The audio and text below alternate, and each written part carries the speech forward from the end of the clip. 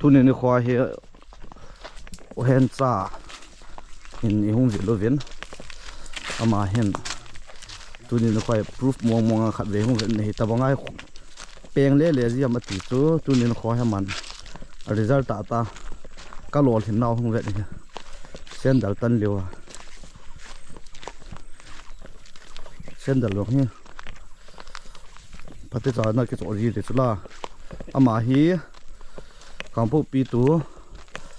lam ka lai na thei hin na ki ra ma pi ding theu hi bara wang hi discount ka kum la na wang phat na kheu tu la bol mai the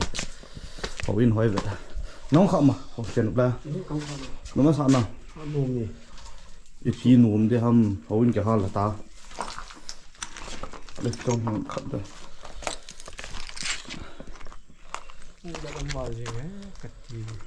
thì hộp dài bột, chắp băng cái chuyện ra nà hay ta, cái đồng vàng phật ta kia được không?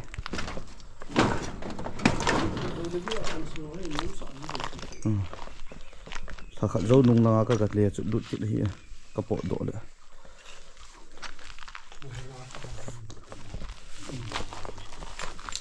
Đâu sẽ xa xít,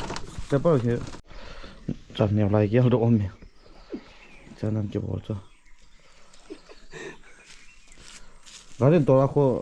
nôm nam mà nôm đi chân rất nó phát trộm gì nằm khát về cùng đấy xây độ kinh hệ vậy to thiên gia là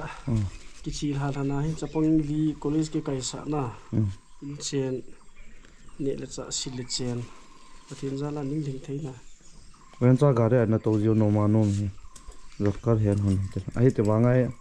hello ho tiếng ai hiện thì tôi biến cho dù là đona dù là không tiếng hiện hậu in muốn ai khi ông đấy em hoàn toàn cái sang phạm môn là lại phát thâu tạo dây vàng nhiều lại kéo được mà sao có bố hệ lại tôi gì gặp thì lại tôi gặp lại tôi bảo cho lại chơi lúc lại đi bảo họ cái nó quay giò hậu in xuống cái nó đuổi nhiều bố về tôi bảo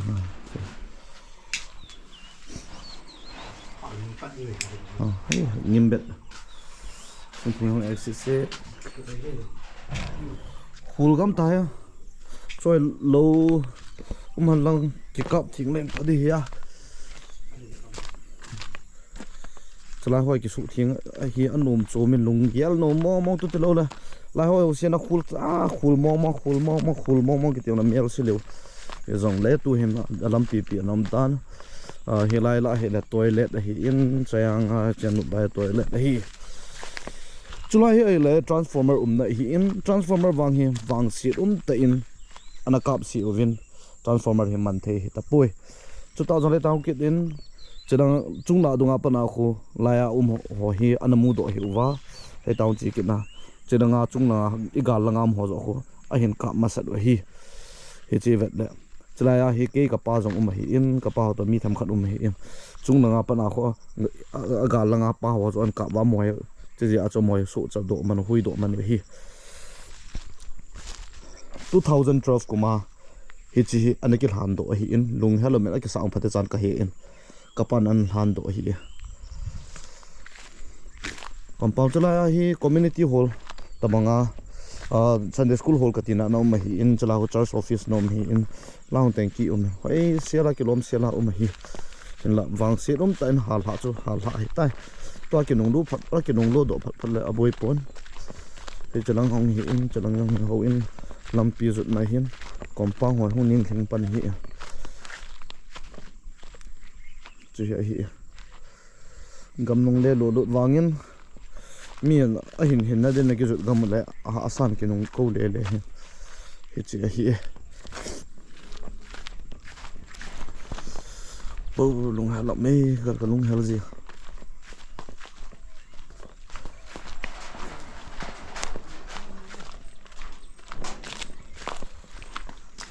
nó nổ tam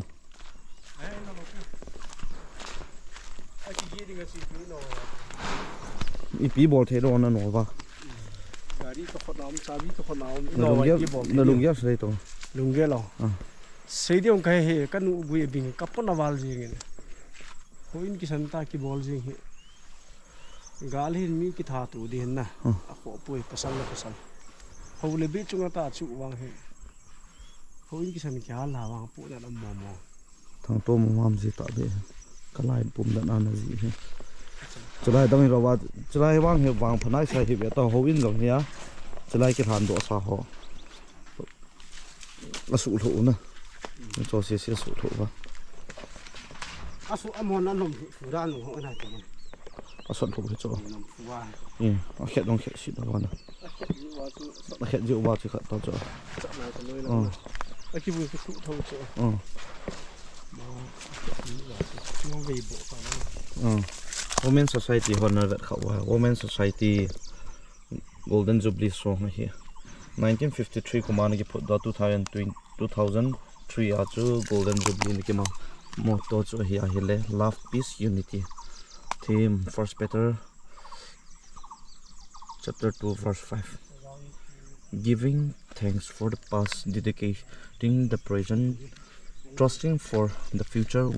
we the Altazang Baptist Church Women Society erected these monuments in Ipitam Ipipian ki suntam ki mo be si ta lo pi ho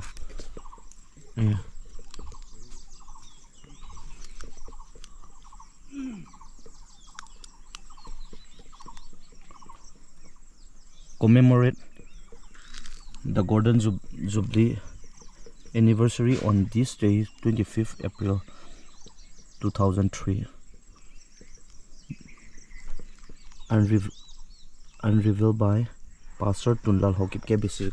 number 2 alui gam tai song khat ve tha color ki happy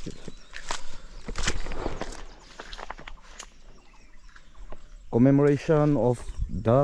Altazang Baptist Youth Fellowship Golden Jubilee Youth Tian Jong Golden Jubilee man ve tai 2004 a cha ong ki jam Git Party Foundation song here Chalai ha hi le ipi ti ta Altazang Baptist Church KBC number 21 anam dani lai chalai pha na hi Revival Conference 1992 Pachan ho Champion Cup number 2 Hitalen first and second tha na hi kem thin na second ala hi minister to pastor ti ngam lun KBC complete number 20 on 31st 1993 kom down here ji pick it down le ji sun ga vet non pian nei bo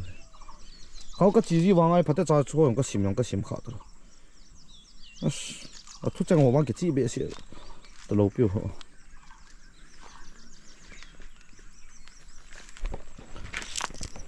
ka ko lut na he tu ni